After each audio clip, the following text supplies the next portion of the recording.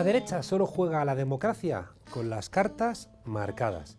La derecha representa los intereses de los poderosos y los poderosos utilizan siempre su poder para mantener sus privilegios. Igual que un empresario defiende los beneficios de su empresa sin parar en protocolos, el frente político de los empresarios pues va a jugar todas las cartas para que sus privilegios no se resientan.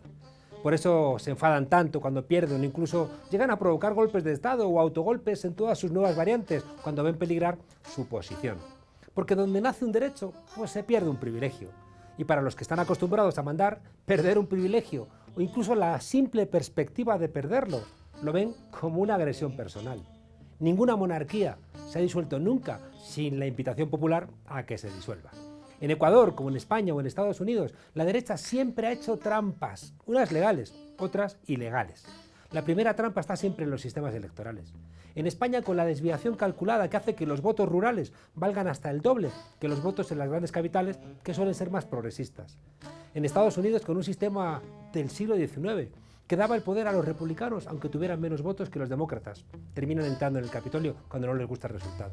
En Ecuador ponen dificultades legales a las candidaturas de la izquierda, convirtiendo el lawfare en el principal actor de las elecciones. El candidato del correísmo, Andrés Arauz, ha sacado hasta 13 puntos a la candidatura del banquero Lasso y del recién devenido indígena Yacu Pérez, Carlos Pérez, hasta hace nada. La legislación ecuatoriana obliga a una segunda vuelta si el candidato ganador no llega al 40% de los votos, algo casi imposible en los escenarios políticos fragmentados del siglo XXI.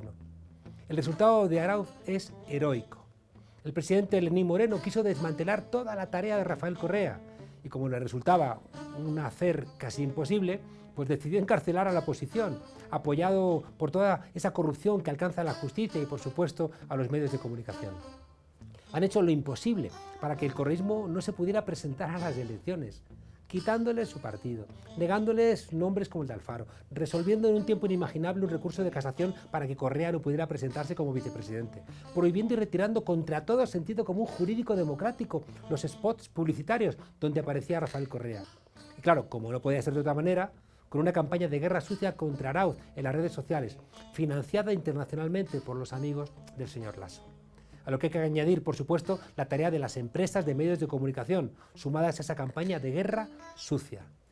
Andrés Arauz y su vicepresidente, Carlos Rabascal, han reconstruido esa fortaleza bombardeada del correísmo. Y como pasó en Bolivia, han ganado las elecciones con todo en contra. Han pasado de estar amenazados por un poder que ha perdido las formas democráticas, por un gobierno que ha querido encarcelar al correísmo y estrangularle electoralmente, a ganar las elecciones. Es evidente que el correísmo se ha recuperado de la campaña más brutal que se recuerda en este país, en el Ecuador en democracia. La segunda vuelta es un reto enorme, porque una de las estrategias de la derecha es crear candidaturas que fragmenten el voto. Lo hemos visto en todos los países. Candidaturas inventadas, pero que te van arañando votos. La campaña para la segunda vuelta es, de hecho, la campaña de la recuperación de la esperanza de una fuerza política a la que se la quería condenar a la desesperanza. Sea cual sea el resultado de una desafiante segunda vuelta, Andrés Arauz y el correísmo ya han ganado. Y ha ganado también el Ecuador, porque es la única candidatura que tiene un proyecto real de país. Cuidado, los que juegan a experimentos, que ya hemos visto cómo terminan en Estados Unidos con Trump y sus loquitos asaltando el Capitolio. Bienvenidos a la frontera, desobedientes.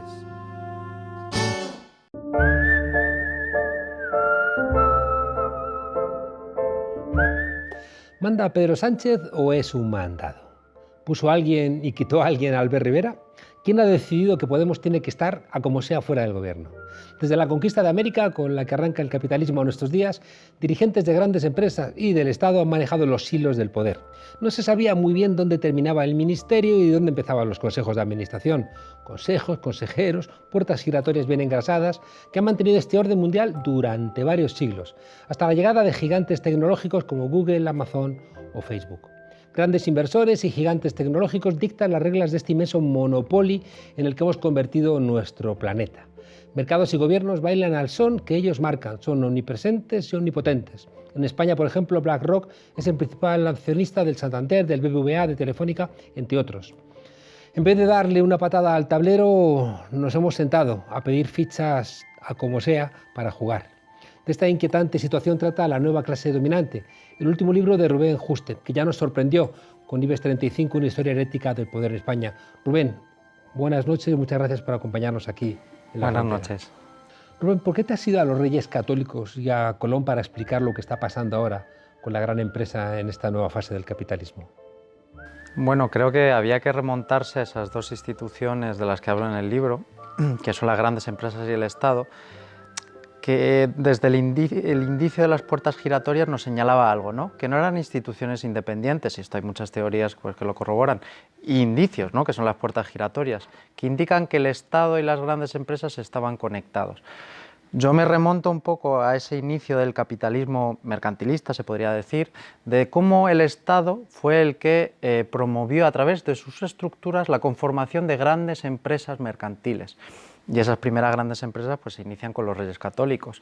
Y ahí pues, está la figura de Fonseca, ese religioso, que desde el Consejo de Indias, desde diferentes posiciones, inicia ese entramado institucional pues, que permite consolidar esa gran empresa capitalista, que luego se fusionará con esa empresa de acciones y que llegará hasta nuestros tiempos.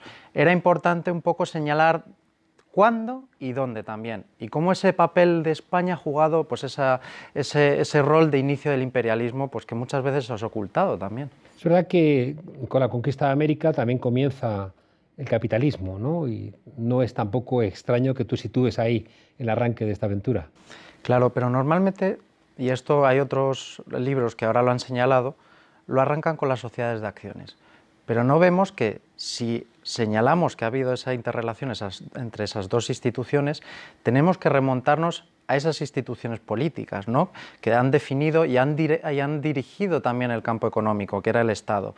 Y ahí pues ese papel predominante que tuvieron las primeras grandes instituciones políticas, como era el propio Estado, el Estado español, en el caso del de los Reyes Católicos, que constituyeron, que pues, el propio Maquiavelo señala como el primer prototipo de Estado occidental. Porque tenía detrás un ejército, ¿no? Y él quería algo parecido, ¿no? para Florencia. Hay como una continuidad, ¿no? La misma continuidad también del sistema capitalista. Sin embargo, planteas que en los años 70 y 80 hay una ruptura, hay un punto de inflexión. ¿Qué ocurre ahí? A partir de entonces se deforma ese capitalismo o esa relación entre grandes empresas y Estado, que de hecho surge a partir de esa Segunda Guerra Mundial, donde colisionan empresas y Estado, pero para, de una manera pues, diferente, redistribuir los recursos.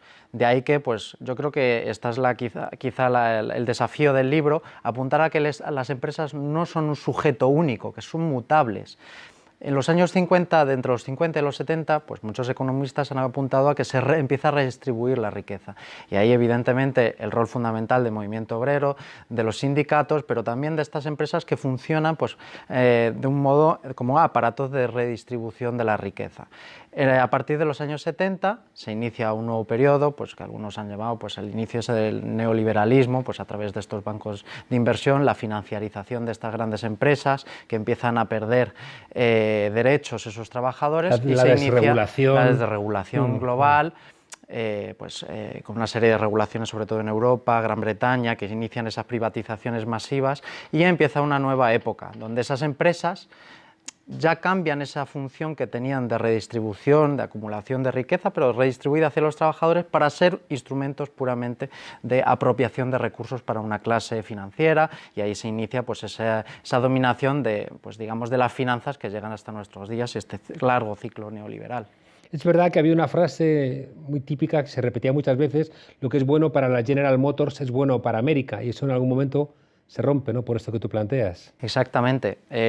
Con todas sus contradicciones que tenía ese sistema fordista, ese sistema estadounidense donde se fusionaba el Estado y la gran empresa, pues funcionaba pues como una suerte de Estado-nación, esa relación entre Estados y empresas, y que consolida una idea de Estados Unidos. Ese imperialismo estadounidense y esa incluso identidad nacional no se podría entender sin esa relación que existe entre esas grandes empresas y el Estado, que conforma una masa de trabajadores que les dota de identidad. Y ahí podemos ver también la decadencia que sufre hoy Estados Unidos, a partir de esa decadencia de las grandes empresas, que no solamente eran un mecanismo de redistribución, y ahí lo apunto en el libro, sino de identificación. dotaba de identificación colectiva a una suerte pues, de población bastante amplia. Hablamos de 400.000 empleados en el caso de General Motors, hablamos de muchos empleados. Claro.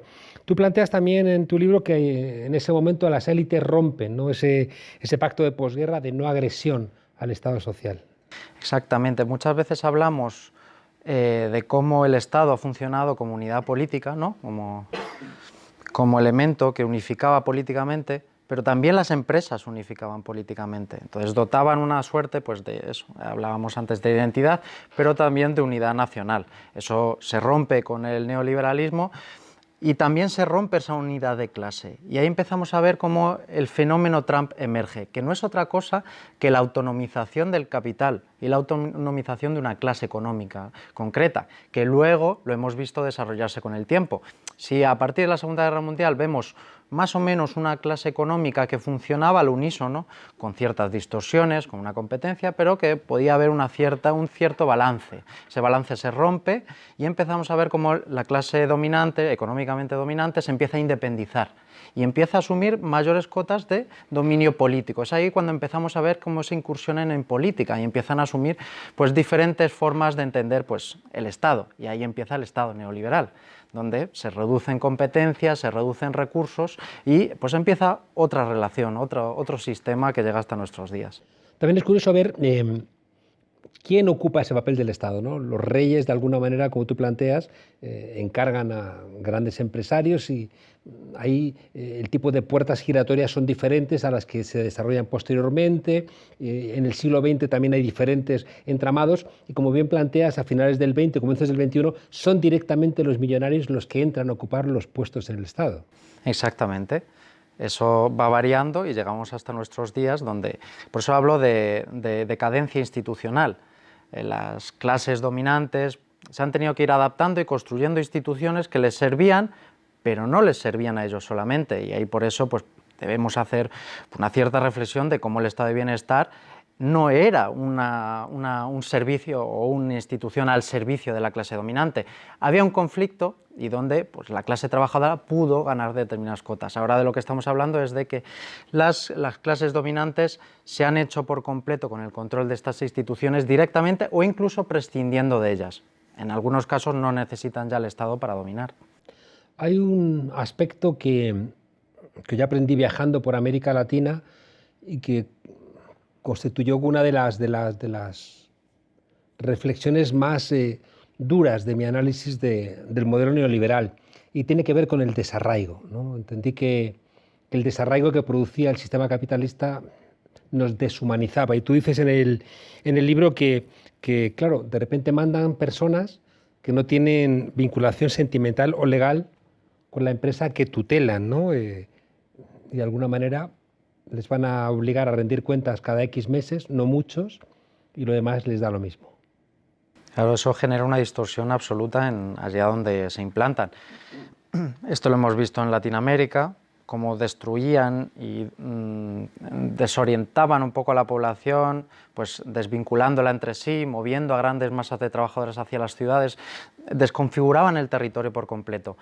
Esto ahora se ha sofisticado, hablamos de una nueva economía, de esas finanzas además pues, que se hacen con las ciudades a través, por ejemplo, del sistema inmobiliario, de los inmuebles, de los precios de los alquileres, de esa presión sobre la vivienda y que están modificando la forma de relacionarnos. Aquí en España lo evidente es cómo esa presión se ha agudizado aquí en Madrid, ¿no? Cómo el capital y en el inicio, a través de 2010, cuando entran los grandes fondos, sobre todo en el mercado inmobiliario, empezamos a sufrir la primera presión, o incluso podemos hablar del segundo éxodo demográfico, después el éxodo rural, que sería ese movimiento demográfico, de los núcleos provinciales a las ciudades, a grandes ciudades, en concreto en Madrid, donde ahora mismo pues, aglutinan población de toda España, pues en búsqueda de ese sueño, pues que en los años 80 y 70 en Estados Unidos era Nueva York, ahora podemos hablar en España que es Madrid. Claro, vienen a un sueño, pero quienes están mandando sobre ese sueño son sociedades de responsabilidad limitada y que por tanto son irresponsables ante trabajadores, ante las propiedades o el territorio.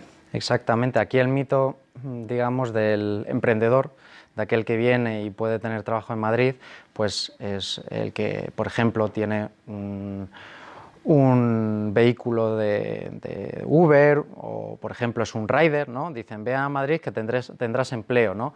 Pero cuando llegan y entran en esa dinámica de empleabilidad, se ven que pues, al final tienen que asumir unos costes que no asume la empresa, aunque ya hemos visto que en septiembre el Tribunal Supremo ha establecido que hay una relación.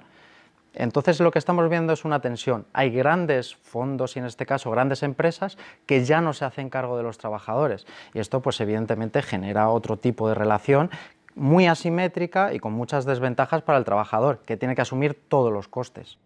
Planteas también, como otra vuelta de tuerca en todo esto, que la alianza entre las empresas tecnológicas y estos grandes fondos de inversión va a aumentar necesariamente la brecha social. ¿Cómo opera esto? Bueno, evidentemente lo que estamos viendo es que hay una cierta relación entre la extensión de estas instituciones de inversión en Occidente, en Estados Unidos incluso, con el aumento de esa brecha social y el aumento de la desigualdad. Hay una cierta correlación entre, por ejemplo, a partir de 2010, cómo aumenta el número de millonarios en España, también aumenta esa brecha social y también aumenta el poder de estos grandes fondos y estos grandes inversores. Evidentemente lo que se está produciendo es una utilización de las instituciones. Esto lo vivimos en 2010 con el propio Estado, como el Estado al servicio de estos fondos de inversión, pues a través de reducción pues, de reformas laborales, de ciertas reformas, pues lo que hacen evidentemente es redistribuir la riqueza de otra forma, pero también a través de las empresas. Y esta es una lectura a la española. Teniendo un sistema económico tan concentrado como teníamos, como era el IBEX 35, estando a manos de estas grandes empresas, se convertía en un elemento de redistribución muy importante, que ahora ya no iba hacia los trabajadores, ahora iba a manos extranjeras. Y ahora lo que vemos es una transferencia de enormes recursos que estaban en estos oligopolios al final, hacia manos de estos grandes inversores internacionales, que pongo como son BlackRock, Fidelity u otros. Hay algo que no queda explicado porque es muy incomprensible. Y es que el principio de legitimación, ¿no?, de todos estos organismos empresariales, apoyados por los partidos políticos de la derecha y por la reclamación del liberalismo, ¿no?, como su espacio de reflexión filosófica y teórica, les obliga a ir contra el Estado, cuando menos retóricamente. Sin embargo, tú demuestras en el libro constantemente de que es imposible que todo este proceso de acumulación capitalista pueda tener lugar si no es por el uso espurio particular del Estado. Yo creo que ahí se produce, la principal contradicción que tienen los liberales que se dedican a hacer política, que ven cómo reniegan del Estado, pero lo necesitan finalmente. En el caso, pues siempre se dice pues, de las tecnológicas, o en el caso particularmente de los grandes fondos, no se podría ver su apoyo, o digamos más bien su poder, no se podría entender sin ese rol del Estado a través de la cooptación de determinados cuadros que se sigue produciendo. O sea, no hay un corte respecto a las políticas de las grandes empresas, siguen cooptando cuadros del Estado y los siguen necesitando, pero al mismo tiempo quieren prescindir de él. Y ahí se da la contradicción, digamos, existencial que les está llevando, por ejemplo, en Estados Unidos ha sido muy evidente. Apostaron por Trump, pero vieron que con un Estado desorientado, incapaz de ejercer un rol directivo o incluso redistributivo, se les iba de las manos la legitimidad. Y evidentemente hay una cuestión del poder económico, y esto pues algunas veces nos olvidamos. No solamente es dominación, es hegemonía, y esto tú lo has explicado en numerosas ocasiones. Estamos hablando de que necesitan elementos de legitimación, de ahí que el Estado les sea fundamental, y el control a través de las extremas derechas, de nuevos elementos que van buscando, pues se van buscando esas nuevas formas de legitimación. ¿Es una conspiración o son lógicas que se encuentran y se hacen funcionales unas a otras? Bueno, es la historia de la lucha de clases y es la historia de la dominación política. Evidentemente no hay una conspiración, pero lo que sí hay es una ventaja en comparativa. Si tú tienes todos los medios a tu disposición, es más fácil comprar voluntades. Esto yo lo pongo con el ejemplo de Rockefeller, pues siempre ha habido pues, un cierto mito de la conspiración de decir, pues este hombre estaba detrás de todas las decisiones del mundo. No, es que estaba detrás de todas las propiedades del mundo. Eso te hacía que evidentemente te lo encontraras por cualquier lado. Encendías pues la televisión, ahí estaba Rockefeller. Ibas a montar una empresa y ahí estaba Rockefeller. Evidentemente te encuentras con él, cuando un capital es monopolista, pues te lo encuentras en cualquier sitio y es más capaz pues de generar dinámicas, no conspiraciones, pero sí organizar, digamos, momentos y organizar, más bien. Claro, pero te decía porque a veces el Estado, como tú planteabas, en Estados Unidos fracasa a la hora de garantizar la reproducción social, ¿no? Y eso genera el populismo, que tiene también sus limitaciones porque lo deja todo de alguna manera una suerte de azar, no predecible, y de alguna manera ahí tiene que haber algún tipo de respuesta bonapartista, nos diría Marx, ¿no? Para decir, el Estado tiene que poner orden en esta lógica porque si no el capitalismo se disuelve. Totalmente, y creo que ha sido su prueba. Estas elecciones y sobre todo la pandemia ha sido la prueba de este nuevo modelo neoliberal, que se basaba en una dominación muy clara de otras instancias que no eran el Estado, eran las grandes empresas, pero particularmente estos fondos y las tecnológicas. Ellos han dicho, para la nueva dinámica global necesitamos otras estructuras políticas, particularmente. Y el Estado se quedaba como un mero animador, y esto lo ha dicho Trump. Cuando llegó la pandemia dijo, yo solo soy una cheerleader. Pero claro, evidentemente eso tenía unas limitaciones, y ahí viene la conciencia, ¿no? Digamos, estas instituciones políticas al final tienen digamos, unas brechas por las cuales pues, terminan frustrándose esos experimentos capitalistas. Al final no dejan de necesitar una cierta legitimidad social. Y ahí hemos visto cómo necesitaban, pues, por ejemplo, pactar con Ocasio, han necesitado pactar con otros elementos que, digamos, no eran propios de esta dinámica capitalista que prescindía del Estado, sino que han tenido que pactar de nuevo pues, para dotarse de nueva legitimidad, porque evidentemente se había vuelto loco el sistema, ¿no? Parecía como si ese automatismo ya no funcionara durante la pandemia, y esa ha sido su prueba de algodón. De ahí que hayamos visto en estas nuevas elecciones como un nuevo pacto, ¿no? Entre lo viejo y lo nuevo, entre los viejos aparatos demócratas y, digamos, esta nueva clase dominante, esos nuevos inversores, esos millonarios, junto con esta clase progresista, esos nuevos elementos progresistas, pues que para un poco parar, ¿no? y ver un poco qué hacer a partir de ahora. Hasta el siglo XVI, en el ámbito europeo, es la Iglesia la que de alguna manera configura la manera de pensar de la gente y la hace funcional para los intereses de las élites. Hoy vemos que son esa fusión entre los sectores financieros y las grandes tecnológicas las que están ayudando, tú lo planteas también en el libro, a configurar la manera de pensar de la gente. Y eso hace que la gente vaya al Estado casi como quien va al mercado, ¿no? A reclamar espacios de consumo, y ya no vas tanto al Estado a reclamar derechos, ¿no? Sino que de alguna manera estás incorporando, ¿no? esa mentalidad de consumidor que te deja inerme para poder pensar la alternativa, y lo único que pides es dame mi cuota de consumo. Exacto. Las tecnológicas al final han ocupado un lugar del Estado en la conformación de conciencia al final y en las relaciones sociales. Yo pues lo que trato de poner es que el Estado pues evidentemente es mucho más que coerción y es mucho más que pues que la redistribución de recursos o los impuestos, es generación de relaciones sociales, ¿no? Uno pues entra a la escuela y conoce a sus amigos, llega a la universidad y conoce a otros, incluso a su pareja. Era un elemento de interacción y de relación, de generación de conciencias al final, porque uno es lo que son sus relaciones. Y eso al final las tecnológicas se han apropiado de ello, pero no de una forma, digamos, una apropiación neutral. Meten sus propias, digamos, su propia hoja de ruta.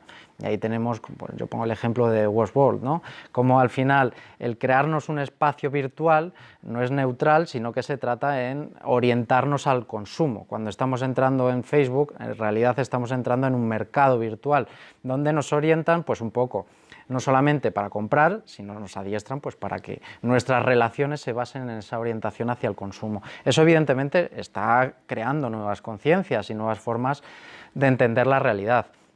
Ahora bien, no es no está definido eso y no, digamos, no es una historia completada.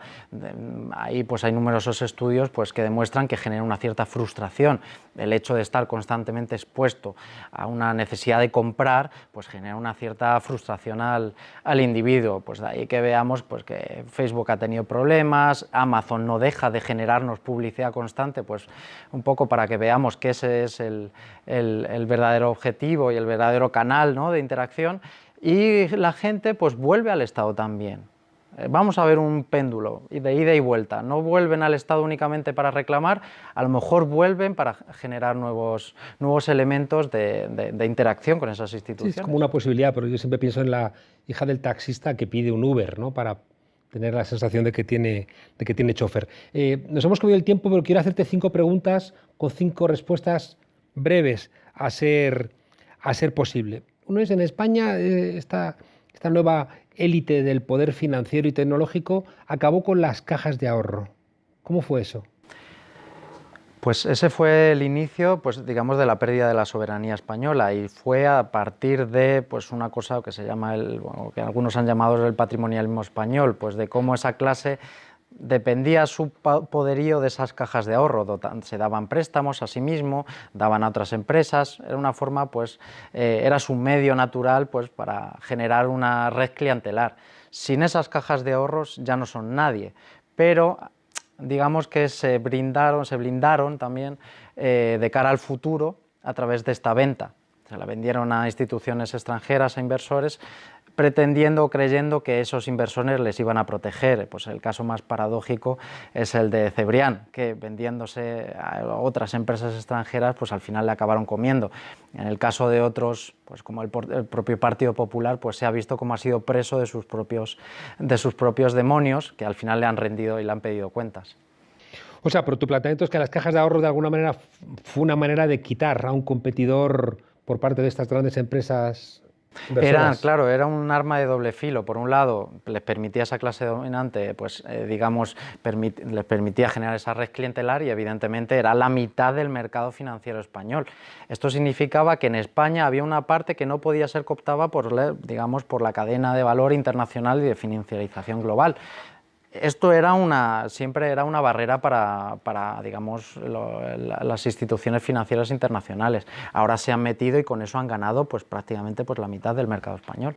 Señalas que los partidos, que son los que gestionan de alguna manera la parte alta del Estado, trasladan al Estado los comportamientos propios de las organizaciones políticas, y el diseño de las políticas públicas obedecen a menudo a cálculos de conveniencia electoral. Quizá no es tanto, claro, eso sucede, pero la reflexión es más una reflexión de cómo está percibiendo la gente que hay, o digamos que se ha comportado los partidos históricamente. Y quizá ahora esta antipolítica es más debido a esa razón electoral que a una razón de Estado, que es lo que están demandando. Se está perdiendo esa razón de Estado frente a una razón electoral que obedece más a otras dinámicas diferentes, que no tiene por qué ser la demanda ciudadana. Y ahí lo que estamos viendo es un momento de demanda política, que no tiene por qué, o que tiene que estar relacionado con el ámbito electoral, pero no tiene por qué. Entonces ahí pues hay otras demandas. ¿Se equivocan los gobernantes cuando insisten mucho en el relato, más que en cuestiones, aunque no creo que dejen de lado las cuestiones concretas, pero tengo la sensación de que si no lo acompañas del relato, da la sensación de que no estás gobernando? Creo que ahora es el momento de la política, y la política incluye el relato, pero también hacer cosas. Y esto es un poco lo que se demanda, es el riesgo político. Pero a veces llenas una ciudad de bombillitas, sales en el Guinness de que eres el que más bombillas pones en la ciudad y parece que todo lo demás es irrelevante. Pero yo creo que es un péndulo. Esto es lo que parecía hasta ahora, pero yo creo que la pandemia y muchos otros acontecimientos han modificado mucho esa suerte de demanda. Siempre hemos dicho que el capitalismo es miope, es decir, ve el corto plazo. ¿Están las grandes empresas tecnológicas mirando el medio y largo plazo? Son las que se dedican a mirar ese largo plazo, sí. Por tanto, le están llevando varios cuerpos de ventaja a los propios partidos políticos que están enredados en lo urgente. Y ahí pues, tú has señalado, por ejemplo, cómo es un desafío, ¿no? El algoritmo al final pues, debería hacer aprender a la izquierda otra forma de hacer política. Y al final es una reflexión sobre pues, las nuevas formas de interacción o el mundo que se avecina, que se desinstitucionaliza, ya se pierden esas instituciones y ahora son nuevas formas de interacción diferentes, que obedece, por eso hablo de ese populismo empresarial, que de lo que denota es que el capitalismo presciende de instituciones y evidentemente los nuevos partidos se tienen que ir amoldando a esa nueva realidad. Dos nombres propios con urgencia: BlackRock. Bueno, el nuevo patrón global. Felipe González. El perdedor de esa clase dominante y el nuevo intermediario de esos fondos. ¿Cómo paramos a esta bestia? Pues siendo conscientes de ese poder y siendo conscientes también de la posición que tenemos en este engranaje global donde aparentemente somos mucho, pero en la práctica no somos prácticamente nadie, somos una cadena o digamos un punto más en esa cadena global donde parece que no nos vemos unos a los otros. Nos enseñó Karl Polanyi que siempre que se incrementa la explotación siempre surgen al final respuestas sociales.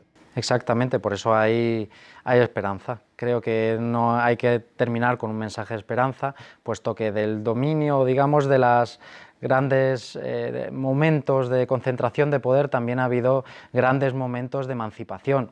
Y quizá el momento clave, que no hemos explotado mucho y que no hemos explicado mucho, es ese momento de los Reyes Católicos, donde su poder no solamente no fue, digamos, pacífico, sino que fue contestado ampliamente por ese movimiento comunero que lo que demandaba eran otras instituciones. Hay alternativas, evidentemente, a ese poder monopolista, siempre las va a haber. Rubén Juste, La nueva clase dominante, un libro con oído musical para la protesta que nace del diagnóstico y que termina, por cierto, hablando de oído musical, con Ramones y Sex Pistols. Sí, digamos que es la metáfora para explicar un poco el momento. Yo he sido ahí muy fan de ambos, pero quizá pues, el haber vivido en Latinoamérica me ha hecho entender un poco cómo funcionan estas dinámicas de la posmodernidad o la pospolítica, donde hay grupos pues, que digamos que hacen más política de lo que pueden hacer muchos partidos. ¿Y eres de Ramones o de Sex Pistols? Yo prefiero los Ramones, la verdad. Rubén Juste, muchas gracias por acompañarnos aquí en La Frontera. Gracias, muchas gracias a ti.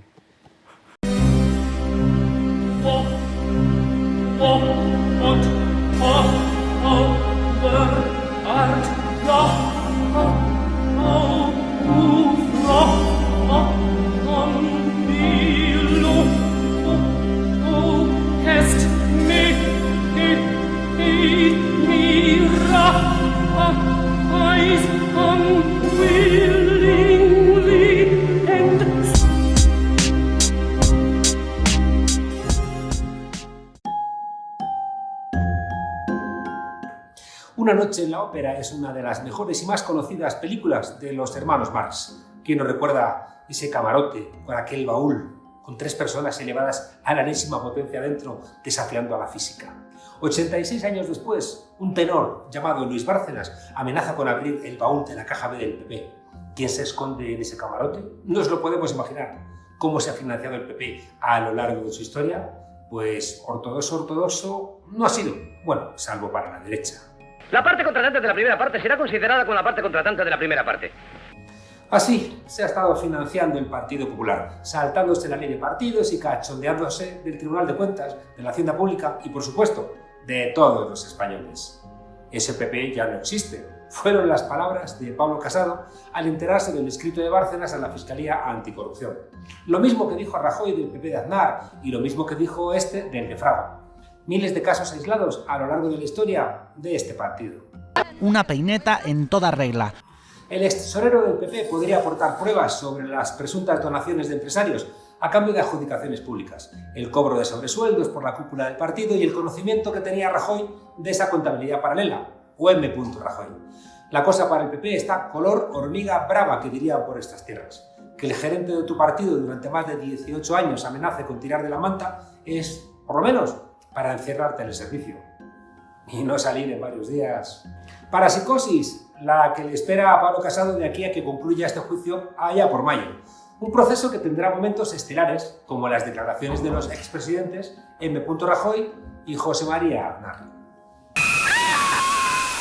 Seguramente dirán lo mismo que Pablo Casado, que de la caja B de la que usted me habla no tenía ni idea, que se enteraron por la prensa. El problema es que tanta cirugía estética al final se vuelve contra ti y te pareces escalofriantemente a ti mismo. Las nuevas generaciones han aprendido modos y maneras de sus maestros. ¿Le vas a pedir a Casado o a Ayuso que se diferencien de Aznar o de Esperanza Aguirre? Es que eso es imposible. Llevan la marca PP desde que entraron de becarios con menos de 20 años. Hay cosas que se aprenden profundamente. Villarmir, Luis Rivero, nombres que dejarán paso a los Sarasolas de turno. Sustituirán al tesorero, lo cambiarán todo para que todo siga igual, para que el sucesor de Pablo Casado pueda decir lo de siempre. Ese PP de Casado ya no existe. Aunque quedará pendiente la pregunta, si sois diferentes, ¿por qué tu dirección le dijo a Bárcenas que si no hablaba le ibais a solventar todos sus problemas con la justicia, en especial los de su señora? ¡Ay, Casado! Para no tener nada que ver con aquello, hacéis exactamente lo mismo.